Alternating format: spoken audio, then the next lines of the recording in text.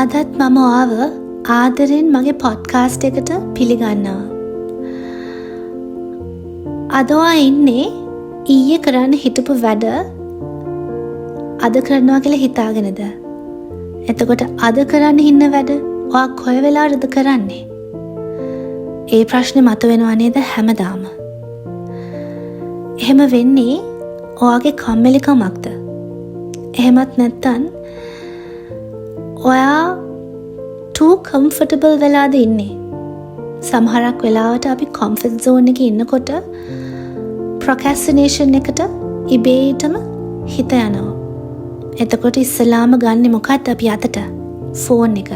Phone එක අරගෙන උඩට පල්ලෙහාට ස්ක්‍රෝල් කර කර දන්නේම නැතුව පැය භාගයක් පැයක් ඔන්න ඔහොම කල් ගිහිල්ලා ඉවරයි. සමහරක් වෙලාවට procrastination කියන්නේ කම්මැලිකමම නෙවෙයි. හිත එහා මෙහා ගිහින් distract වෙන වෙලාවක් එනවා. එතකොට ඔයාට හිතෙන්න පුළුවන් පොඩ්ඩක් ඉන්නවා. දැන් කරන්න බෑ. තව පැයකින් කරනවා. අද හවසට කරනවා. ඊට පස්සේ හෙට කරනවා. ලබන සතියේ කරනවා කියලා එහෙමම වැඩ කල් දාන.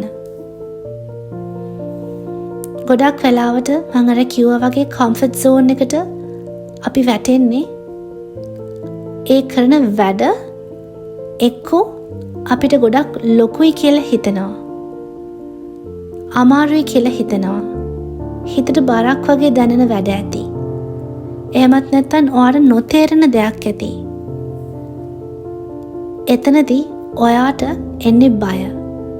හිතට බයක් ආවහම අපි ගොඩක් වෙලාවට කරන්නේ අපේ රාමුව ඇතුලේ හිර වෙන එක. හිර වෙලා වැඩ අන්තිමේදී පස්සටම කල් දාන එක. ඉතින් මං අහන්නේ ඔයා අද වැඩේ හෙටට කල් දැම්මොත් හෙටට තියෙන වැඩ කොයි වෙලාවටද කරන්නේ? වැඩ ගොඩ ගැහිලා ඔයාට ડિප්‍රෙස්ඩ් ගතියට පවා එන්න පුළුවන්.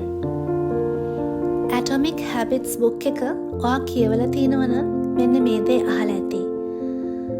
ඒ තමයි අපේ ජීවිතයට අඩු මොටිවේෂන් එක නෙවෙයි. අපේ අඩුවකට තියෙන්නේ අපේ සිස්ටම් එක.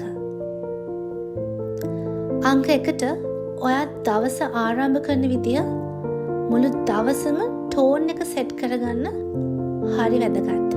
උදේම නැගිටලා ඔයා ෆෝන් එක පැය භාගයක් පැයක් තිස්සේ එහාට මෙහාට ස්ක්‍රෝල් කර කර මැසේජ් දාලා නොටිෆිකේෂන්ස් බල බල හිටියොත් ඔයාට උදේ වරුම හරි අවුල් සහගත විදිහට තමයි දවස පටන් ගන්න ඔයාගේ මනස හැදෙන්නේ. මෝර්නිං රුටීන් එකක් තියාගන්න. ඉස්සෙල්ලාම උදාහරණයක් විදිහට ඔයාගේ ඇඳ හදන්න. වතුර වීදුරුවක් බොන්න. ජනේලේ ඇරලා පොඩ්ඩක් එළිය දිහා බලාගෙන ඉන්න. මේ පුරුදු හරි සරල පුරුදු. ගොඩක් ලොකු දේවල් නෙමෙයි. ඒත් අපේ බ්‍රේන් එකට අපි මැසේජ් එකක් යවනවා. Atomic Habits වල තියෙන්නේ ඒ බ්‍රේන් එකට අපි යවන මැසේජ් එක identify වෙන්නේ අපේ identity based habits හැටියට. ඒ කියන්නේ ඔයාගේ අනාගත version එක හදාගන්න පුළුවන් habits හැටියට. ඉතින් මේවා සරලවම ගන්නත් එපා. තව දෙයක්. අපේ daily routine එක අපි සැලසුම් කරන විදිහ ලොකු වැරදක් තියෙනවා. ඒ තමයි අපි ඒක ලොකු ස්ට්‍රෙස් එකක් විදිහට, overwhelming feeling එකක් විදිහට, නැත්තම් පරාජිත හැඟීමක් විදිහට අපි ඒක බාර ගන්න එක. අද දවසේ මේ වැඩ ටික කරන්න පුළුවන් වෙයිද? මම කොහොමද පටන් ගන්නෙ? රෑ වෙන්න කලින් මේ හැමදේම පුළුවන් වේද පිළිවෙලකට කරගන්න කියන ඒ ප්‍රෙෂර් එක ඔයාගේ ඔළුවේ නිතරම වැඩ කරන එක. ඉස්සෙල්ලාම හරි සංසුන් මනසකින් ඔයාගේ හෙට දවස ගැන අද රෑ ප්ලෑන් කරන්න. ඔයාට පොඩ්ඩක් අමතක වෙන කෙනෙක් නම් ඔයා නෝට් ඩවුන් කරගන්න. ඔයාගේ ෆෝන් එකේ ටයිමර්ස් දාන්න. කැලෙන්ඩර් එකේ හැමදේම සටහන් කරගන්න. ඔයාගේ දවසේ කැටගරිස් දෙකයි තියෙන්නේ. එක අත්‍යවශ්‍ය වැඩක්. දෙක වැදගත් නමුත් ඔප්ෂනල් වැඩක්. පර්ෆෙක්ට් කියලා දෙයක් නැහැ. පර්ෆෙක්ෂන් එක වෙනුවට ප්‍රෝග්‍රස් එකයි වැදගත්. අපි අද කරන පුරුදු දශමයකින් හරි තව සතියකින් දෙකකින් ඔයාට ඔයා විදිහට ඉස්සරහට යන්න උදව් වෙනවා. Trust me. දෙයක් කරන්න කලින් අයියෝ මෙච්චර නම් දේවල් තියෙනවද කරන්න කියලා හිතන්න කලින් ඔයා ඒ දේ කරන්න පටන් ගන්න. ඒකට කියන්නේ 2-minute rule කියලා. මිනිත්තු 2ක් ඒ වැඩේට යොමු කරන්න. දන්නේම නැතුව ඔයා ඒ වැඩේ අවසන් කරලත් ඉවරයි. උදාහරණයක් විදිහට ගත්තොත් සිංක් එකේ භාජන ගොඩක් පිරලා තිනවා හොදන්න. හරිම කම්මැලි වැඩක් නේද? එහෙම හිතන්න එපා. මියුසික් එකක් දාගන්න. අහන ගමන් ඔයා එකින් එක හොදන්න පටන් ගන්න. දන්නේම නැතුව ඔයා සිංක් එකත් ක්ලීන් කරලා ඒ වැඩෙත් ඉවර වෙනවා. කිසිම බරක් නැහැ නේද? That's called the 2-minute rule. හරි, අපි තවත් උදාහරණයක් ගමු. ඔයා පාඩම් කරන කෙනෙක් නම් ඔයා අසයින්මන්ට් එකක් කල් දදා හිටියා නම් ඔයා මිනිත්තු 2ක් ටයිම් එක තියාගෙන ඔයාගේ ඩොකියුමන්ට් එක කරලා අසයින්මන්ට් එක ටයිප් කරන්න පටන් ගන්න. නෝට්ස් ලියන්න පටන් ගන්න. දන්නේම නැතුව සමහරක් විට ඔයා අසයින්මන්ට් එකම ඉවර කරලා එතනින් නැගිටින්නත් පුළුවන්. ඉතින් දවස අවසන් කරනකොට winning mentality එක ඔයා හදාගන්න ඕනේ. ඒකට කියන්නේ daily win ritual කියලා. ඒක ඉතා වැදගත් දෙයක්. ඒකට මිනිත්තු 2ක් අරගෙන ඔයා හිතන්න. අද දවසේ මම කරපු වැඩ.